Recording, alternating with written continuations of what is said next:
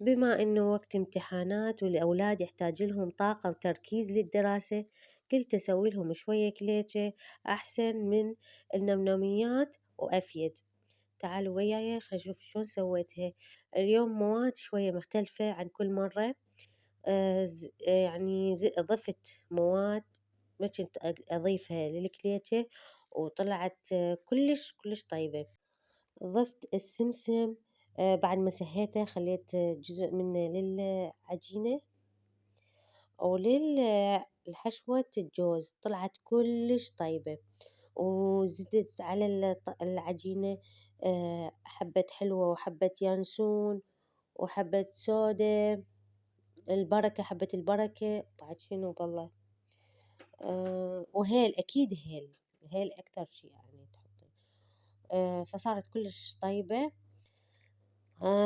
هذا الطحين نوعية جبتها والله يعني كلش زين، يعني أول مرة أستخدمه، يعني مو أول مرة، صار 3 4 مرات أجيبه.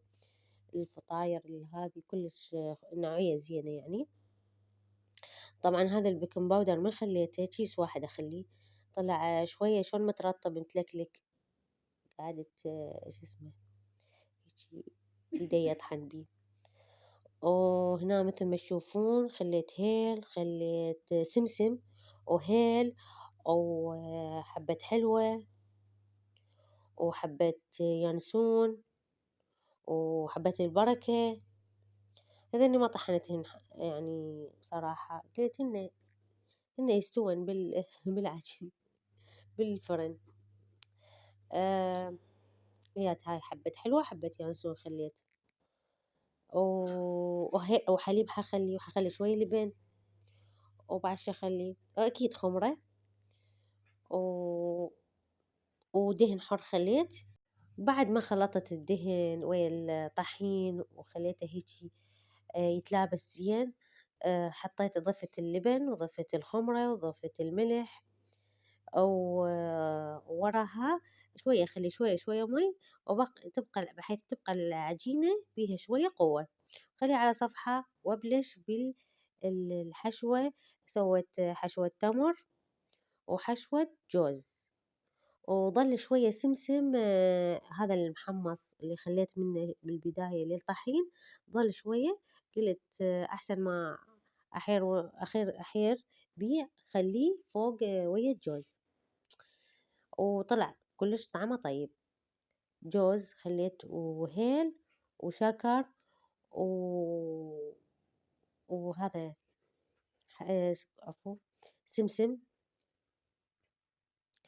آه هنا أخليها نقبغ العجينة ونخليها على صفحة مكان دافي، وهذا الجوز مثل ما تشوفون.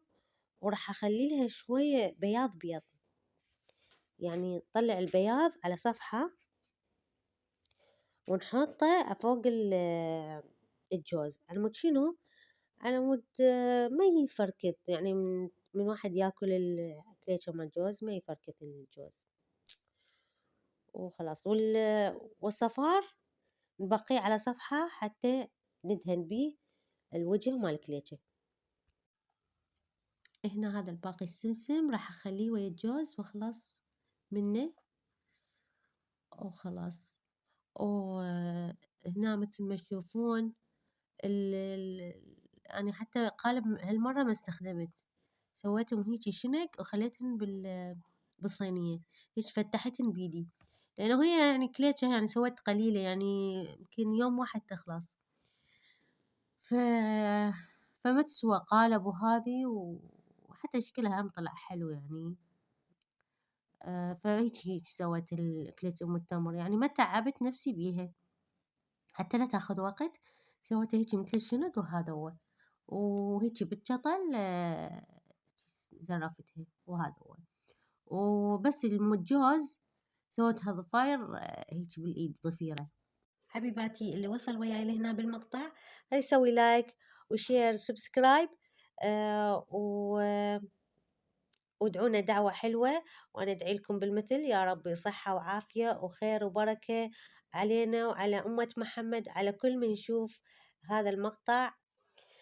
طبعا أنتم ما تحتاجون تعلمون، أنتم الخير والبركة بنات، وأكو الأحسن مني ويجوز أنتم أحسن مني، بس هذا فيديو حتى تشجعون وتقومون تسوون المعجنات الطيبة اللي يحتاجها كل بيت. واحد من يسوي شاي لازم وياه صفة كرواسون، كليتشة، كيك، هاي لازم ضروري يعني، هما شاي حاف. ولهنا أستودعكم الله الذي لا تضيع ودائعه. يا ربي خير وفرحة تعم على العراق، ويا ربي يرفع الغلاء والبلاء عن وطننا الحبيب وعن شعبنا. يا ربي يعين الفقير ويفرج على كل مهموم، وكل كل صاحب ضيج يفرج ضيجه.